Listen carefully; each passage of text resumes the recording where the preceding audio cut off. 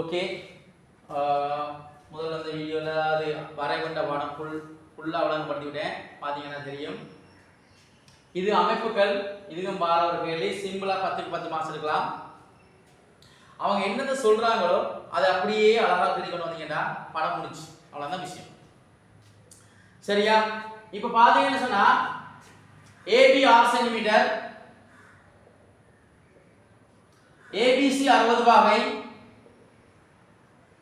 PC 5 centimetre ஆக உள்ள முக்கோணி ஏபிசியை அமைக்க இது ஒரு கேள்வியா வர. அதாவது அமைப்புல முதலாவதே முக்கோணி அமைக்கன்னா வர என்ன? சரி, அப்ப இப்ப ஒரு கிடைக்கோட்டை முதலாக வேற ஒன்றும் தெரியல. சரிதானே? எப்படி நம்ம ஏபி தருவோம். வேணும்னு சொல்லுவான், நேர்விளிம்பு கவலாயம் என்பவற்றை பயன்படுத்தி தெளிவாக குறிப்பிட்டு அமைப்பை வரைகன்னு சொல்லுவாங்க. தெளிவாக என்ன? எல்லாம் தெளிவாக இருக்கும். எழுத்துக்கள், பாகைகள், வில்லுகள், முக்கியமான வெற்ற வில்லுகள் எல்லாம் சரியா இருக்கணும். சில வில்லுகள் வெட்டாம எல்லாம் தெரிவிங்க இல்லையா, பிள்ளை போட்டுருவாங்க. அமைப்புக்கு கட்டாயம் கவராயம் நேர்வழியும் பண்ணா உங்களுக்கு கவராயத்தை வச்சு வில்லான அமைக்கலாம். ரைட், முதலாவது பாருங்க ஏபி 6 சென்டிமீட்டர் இல்லையா. முதலாவது கூட பேப்பர்ல ரொம்ப அமைப்புகளே முன்னுக்கு அதாவது மேலக்கிற திறந்து விடா நடுவில் வச்சிருங்க. ஏன்னா ஒரு கேள்விக்கு ஒரு பக்கம் ஃபுல்லாக எடுக்கலாமா இல்லையா? நடுவில் இருக்கிறீங்கன்னா அந்த அழகா அவ்வளோத்தையும் கவர் பண்ணி கொண்டு ஒரு அமைப்பு வரும் இல்லையா? அப்போ பார்த்தீங்கன்னா முதலாவது கிடைக்கோட்டை இருக்குங்க இல்லையா? ரைட், கீரியாச்சு எத்தனை சென்டிமீட்டர் சென்டிமீட்டர் வச்சுக்கிறே அப்படியே ரூலை வச்சு ஒரு கிடைக்கோட்டை கீறேன்னு பேப்பர் வழியாலையும் போகக்கூடா. ஒரு பக்கம் வட்டவாரின் ஊசி முனை இருக்கும், எண்ணுமுறை முனை என்னது பென்சிலா இருக்கும். என்ன பென்சிலும் எப்படி இருக்கணும்? வட்டவாரின் சைஸுக்கு அளவா இருக்கணும், அல்லது வட்டவாரின் சைஸோட குறைவா இருக்கணும். கொப்பத்தடி மாதிரி கூட இருந்தா பெந்து டான்ஸ் ஆடும் இல்லையா? ஆவே சின்ன பென்சிலா இருக்கணும். ஓகேயா? வடிவா ஒரு பக்கம் பென்சில் இருக்கிற வடிவா பூட்டி நல்லா இறுகிது. ஊசி முனையோட ரூலர் இருக்குதானே, உங்களோட புட்டுலர்ல சென்டிமீட்டர் பக்கம் 0 இருக்கும். என்ன 0ல ஊசி முனை வச்சுக்கொண்டு பென்சில் முனை என்ன செய்யறது 6 சென்டிமீட்டர் வரைக்கும் நிறுத்துறது. சரியா இருக்கணுமா? அரங்கிச்சுன்னா அவ்வளவுதான். அவ சைபர்ல ஊசி முனை இருக்க 6 வரைக்கும் பென்சில் முனை நீட்டிட்டு ஒரு இடத்துல ஊசி முனை வச்சுக்கொண்டு ஒரு வில் ஒன்று இப்படி வெட்டுறது. பேஜ் அந்த இடத்துல ஊசி முனை வச்சுக்கொண்டு மாறி இப்படி வெட்டுறது. பேஜ் என்ன செய்யறது? அதுல எழுதுறது ஏபி 6 சென்டிமீட்டர். ஓகேயா? என்ன சொன்னா ஒரு நேர் ஓட்ட இருக்கிறது வடிவ அளவுடுவீங்க. சைபர்ல ஊசி முனை வச்சுக்கொண்டு 6 வரைக்கும் பென்சில் முனை நீட்டுவீங்க. ஒரு இடத்துல ஊசி முனை வச்சுக்கொண்டு என்ன இங்க வைக்கல இங்க வச்சுக்கொண்டு ஒரு வில் வெட்டுவீங்க. அதே இடத்துல ஒரு புள்ளி வருமா இல்லையா? மாறி அதில் வச்சுக்கொண்டு அதே அளவுக்கு இந்த சில வெட்டிங்கன்னா இது ஏ பி என்று போட்டு 6 சென்டிமீட்டர். கிளியரா? அடுத்தது ஏபிசி 60 பாகை. பி என்ற இடத்துல அந்த கோணம் காட்டுது. எந்த இடத்துல கோணம் காட்டுதோ அந்த இடத்துல 60 பாகை வரும். பாகை மாதிரி பயன்படுத்தலாது.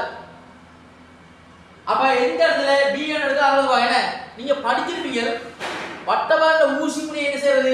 எந்த இடத்துல கோணம் அமைக்கணுமோ அதுல ஊசி முனையை வச்சுக்கொண்டு பென்சில் முனையை கொஞ்சம் நீட்டிட்டு என்ன செய்யறது? அந்த கோட்டை வெட்டுறதா ஒரு வில் ரெண்டு இப்படி வெட்டுவீங்க. என்ன செய்வீங்க? வச்சுக்கொண்டு என்ன செய்வீங்க? ஒரு வில் ரெண்டு இப்படி வெட்டுவீங்க. அதே சைஸை மாத்தாம ஊசி முனை எதுல ஒரு புள்ளி வருதுல்ல, இந்த நேர் கோட்டை வெட்டுறதுல அந்த ஊசி முனை வச்சுக்கொண்டு அதே அளவுக்கு என்ன செய்யணும்? ஒரு வெட்டு வெட்டினா 60 பாகை, எண்ணு ஒரு வெட்டு வெட்டினா 120, எண்ணு ஒரு வெட்டினா சரியா 180 வந்து நிற்கும். என்ன ரைட்? அப்ப என்ன சொன்னா ஊசி முனையை அந்த பி என்ற புள்ளியில வச்சுக்கொண்டு ஒரு வில் ஒன்று வெட்டுறது. என்ன இந்த நேர் கோட்டை வெட்டுற ஒரு வில் ஒன்று வெட்டுறது. அதே அளவு சைஸ் வச்சுக்கொண்டு என்ன செய்யறது? இந்த புள்ளியில இருந்து ஒரு வெட்டு வெட்டினா எத்தனை பாகை? 60 பாகை. ஓகேயா? அப்ப இந்த புள்ளியை இணைக்கிறது பாருங்க. இணைச்சு போட்டு அப்படியே கீறி விட்டீங்கன்னா சரி, இப்படியே நீட்டி விட்டீங்கன்னா சரியா? ரூலர் வச்சு என்ன செய்யுங்க? நீட்டி விடுங்க. நீட்டி போட்டு 60 பாகை. ரைட், விஷயம் முடிச்சு. அடுத்து பிசி 5 சென்டிமீட்டர் இல்லையா? அப்ப என்ன செய்வீங்க? இதுல வட்டவாரியில சைபர்ல வச்சுக்கொண்டு 5 வரைக்கும் கொஞ்சம் நீட்டுவீங்க. என்ன எல்லாம் சுருக்குவீங்க. சரியா 5 வரைக்கும் சுருக்கிட்டு இதுல ஊசி முனை என்ன செய்யறது? இப்படி ஒரு வட்டி போட்டு இந்த புள்ளியை என்ன செய்யறது? இணைச்சிங்கன்னு சொன்னா இதுல சி என்று கொடுங்க. இது 5 சென்டிமீட்டர். ஓகேயா? பாருங்க, அமைப்புகள்ல ஒரு முக்கோணி அமைக்கிறேன். இது அமைக்கிறது பாகை 5 சென்டிமீட்டர் முக்கோணி அமைச்சாச்சு. 3 மார்க்ஸ். ஓகேயா? ரைட். அடுத்த கேள்வி கேட்கலாம். இரண்டாம் கேள்வி. A, B ஆகிய புள்ளிகளுக்கு சமதூரத்தில் அசையும் புள்ளியின் ஒழுக்கை அமைக்க. ஓகேயா? A, B அதாவது ரெண்டு புள்ளிகளுக்கு சமதூரம் என்று சொன்னால் என்ன? செங்குத்து சமகூராகி. ஓகேயா? ரெண்டு புள்ளிகளுக்கு சமதூரம் என்ன அர்த்தம்? செங்குத்து இரு சமகூராகி. ரைட், பாருங்க. A, B என்னங்க இருக்கு? A க்கும் B க்கும் சமதூரம் என்ன? சிம்பிள் வேலை. வழியா பாருங்க.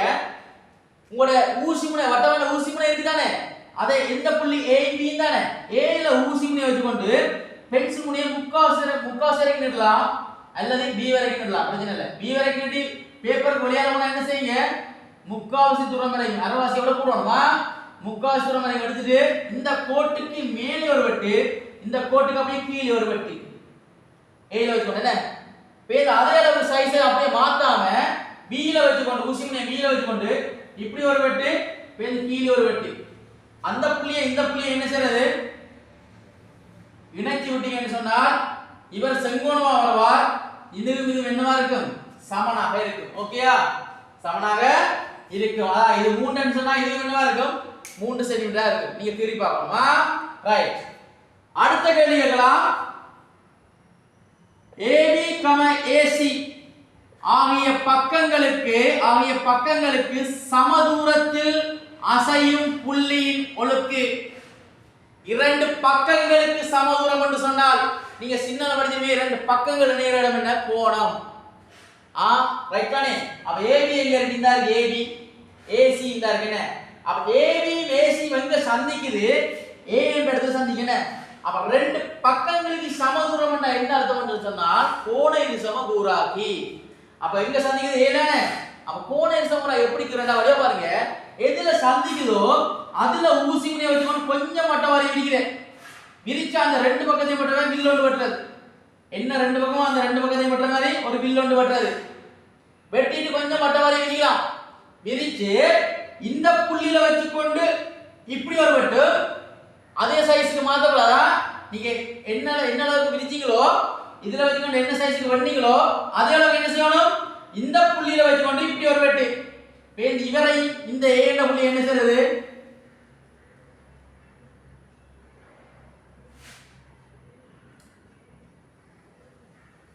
ரைட். அப்படி என்ன சொல்றீங்கன்னா சரியா? இணைச்சிங்கன்னு சொன்னா உதாரணத்துக்கு இது ஒரு 60 பாயிண்டா, இது 30 ஆகும்.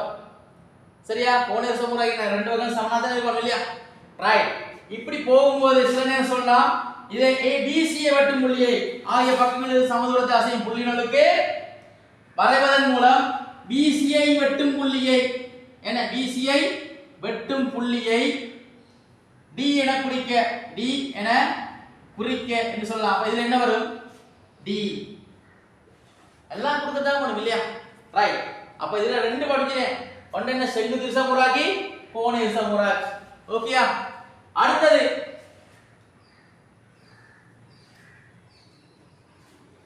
AB எனும் நேர்கோட்டுக்கு C நூடாக சமாந்தர கோடொன்று வரைக.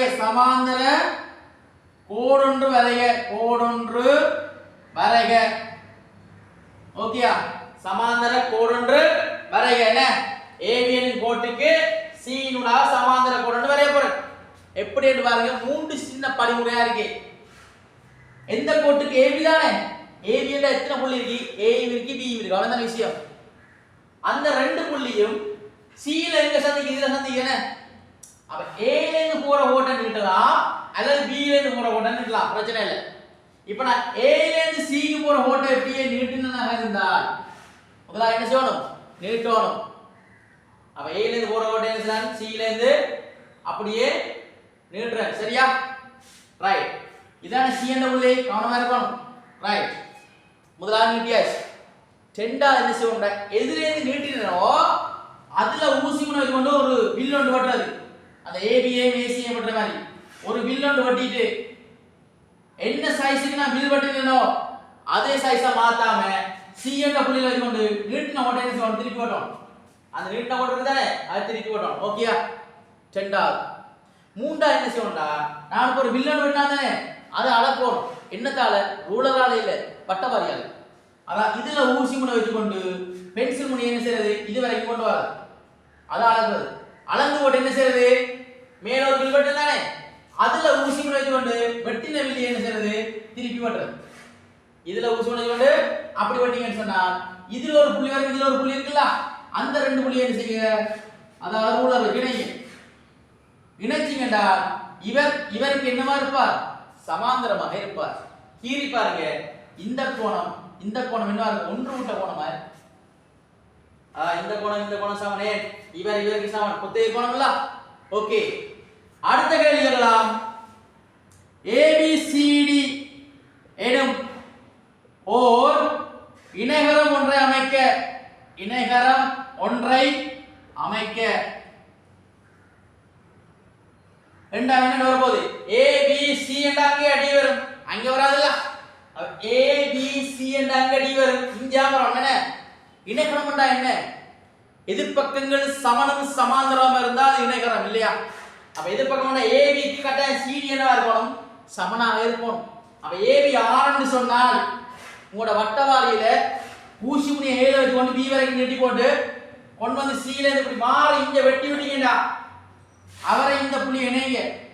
இணைச்சிங்கன்னு சொன்னால் இவருக்கு இவர் சமாதானம், இதுல D வரும், இதுல 6 சென்டிமீட்டர் போடுவீங்க. இந்த AD அளந்தீங்கன்னு சொன்னா சரியாக எத்தனை சென்டிமீட்டர் வரும்னா 5 சென்டிமீட்டர் அளந்து பாத்தீங்கன்னா 5 சென்டிமீட்டர் வரும், சரியா?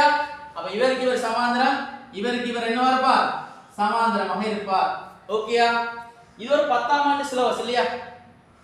இப்போ நான் உலகம் படிக்க 10ஆம் ஆண்டு சிலபஸ், சரிதானே? அதாவது ஒரு முக்கோணி அமைக்கிறது, செங்குத்து கூறாக்கி அமைக்கிறது, கோண இருசம கூறாக்கி அமைக்கிறது, சமாந்தர கோடு அமைக்கிறது எல்லாம் 10ஆம் ஆண்டு சிலபஸ் இல்லையா? 11ஆம் ஆண்டு சிலபஸின் படி இல்லையா, அது கணக்கு இருக்க ஒன்றது சுற்றுவட்டம் அமைக்கிறது, உள்வட்டம் அமைக்கிறது, வெளிவட்டம் அமைக்கிறது. ரைட், இதுலயே ஒரு கேள்வி, ஒரு வட்டம் அமைக்கிறத பார்ப்போம். A, B, C ஆகிய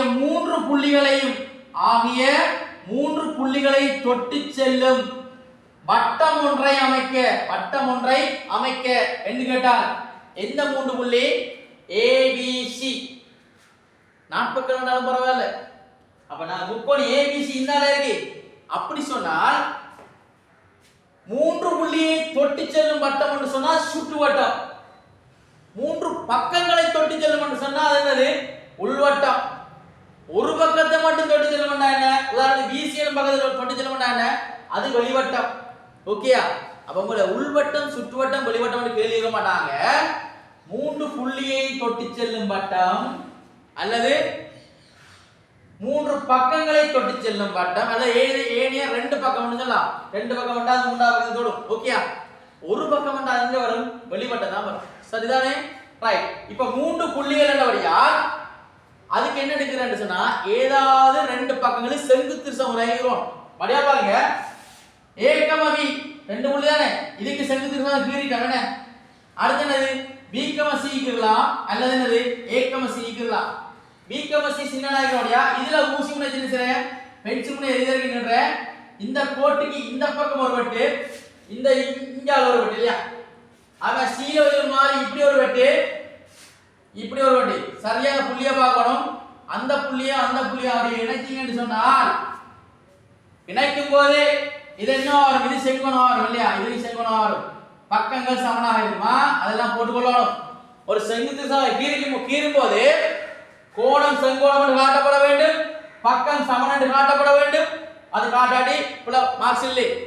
ஓகேயா? ரைட். அந்த ரெண்டு செங்குத்து சமனாய் சந்திக்கிற புள்ளி எங்க இருக்கு கவனமா பாருங்க. இந்த கோடும் இங்கே சந்திக்கணும். அதை மையம் O என்று எடுத்து என்ன நடக்கிறது, மையம் O என்று எடுத்து உங்களோட வட்டமான ஊசி முனையை சரியா அதுல வச்சுக்கொண்டு பென்சில் முனையை நீங்க ஏதாவது ஒரு பக்கத்துல இடலாம், B க்கு இடலாம், C க்கு இடலாம் அல்ல A க்கு இடலாம். நீட்டிட்டு கீறுனீங்க கட்டாயம் என்ன செய்யும், அந்த மூன்று புள்ளியையும் தொட்டு செல்லும். ஓகே, அந்த மூன்று புள்ளியையும் கட்டாயம் தொட்டு செல்லும், சரிதானே? இதை சொல்றது மூன்று புள்ளிகளை தொட்டு செல்லும் என்பது சுற்றுவட்டம், பக்கங்களை தொட்டு செல்லும் உள்வட்டம், ஒரு பக்கத்தை தொட்டு செல்லும் என்பது வெளிவட்டம். ஓகேயா? ரைட். இவ்வளவு விளங்கி இருந்தால் லைக் பண்ணுங்க, விளங்க ஏதாவது கமெண்ட் பண்ணுங்க. Okay, thank you so much. அடுத்தது ஒரு முக்கோணிக்குறி எப்படி அது பக்கங்களை தொட்டு சொல்லுவேன், அதை அடுத்த வீடியோவில் சொல்லித்தாங்க. சரியா? ஒரே நேரத்தில் எல்லாம் விளங்கப்படுத்தும் போது சாம்பாரா போயிடும் இல்லையா? ஆகவே வெளிவட்டமும் உள்வட்டமும் அடுத்து என்னது தொடலியா அமைக்கிறது இல்லையா? அதெல்லாம் ஒவ்வொரு வீடியோவில் காட்டுறேன்னா. Okay, thank you so much.